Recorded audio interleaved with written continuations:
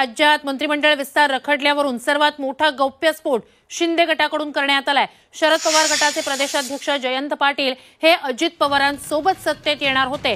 जयंत पाटील यांच्यामुळेच मंत्रिमंडळ विस्तार रखडला असा मोठा खुलासा शिंदे गटाचे प्रवक्ते संजय शिरसाट यांनी केलाय। पुण्यात त्यांनी हा प्रस्ताव दिला होता, ज्या बैठकीला सुप्रिया सुळेही हजर होत्या असा दावा संजय शिरसाट यांनी केलाय।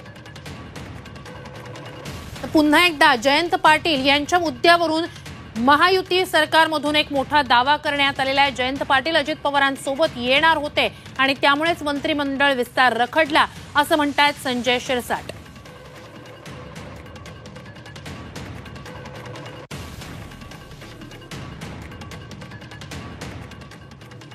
जयंत पाटलांनीच हा प्रस्ताव पुण्यात दिला होता की आपल्याला आता भाजप बरोबर जायचं आहे।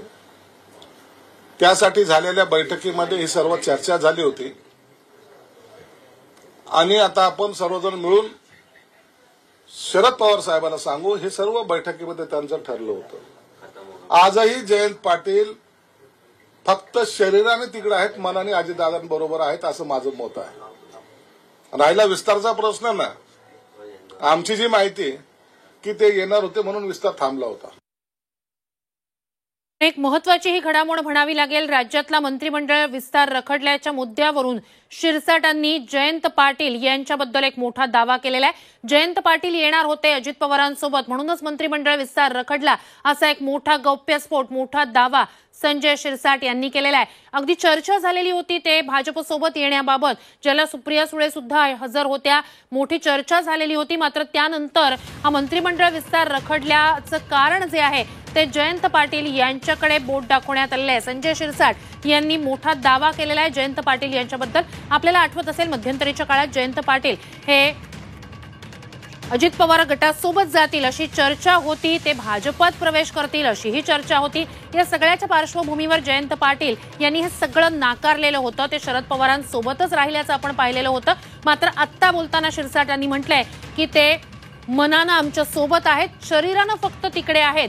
यासोबतच मंत्रिमंडळ विस्तार रखडण्याचा एक महत्त्वाचा दावा त्यांनी जयंत पाटील सोबत न आल्यानंच मंत्रिमंडळ विस्तार रखडला असं म्हटलेलं आहे। संजय शिरसाट यांचा मंत्रिमंडळ विस्ताराच्या मुद्द्यावरून एक मोठा दावा, एक मोठा गौप्यस्फोट म्हणता येईल। जयंत पाटील येणार होते आमच्या सोबत, त्यामुळेच मंत्रिमंडळ विस्तार रखडला असा एक मोठा दावा संजय शिरसाट यांनी केलेला आहे। तर जयंत पाटील आमच्यासोबत येण्यासोबत बाबत चर्चा झालेली होती, मात्र पुढे काही झालं नाही आणि त्यातूनच मंत्रिमंडळ विस्तार रखडला असं शिरसाट यांचं म्हणणं आहे। तर नेमकं शिरसाटांनी नेमकं काय म्हटलेलं आहे या संदर्भात बोलताना ऐकूया। जयंत पाटलांनीच हा प्रस्ताव पुण्यात दिला होता की आपल्याला आता भाजप बरोबर जायचं आहे। त्यासाठी झालेल्या बैठकीमध्ये ही सर्व चर्चा झाली होती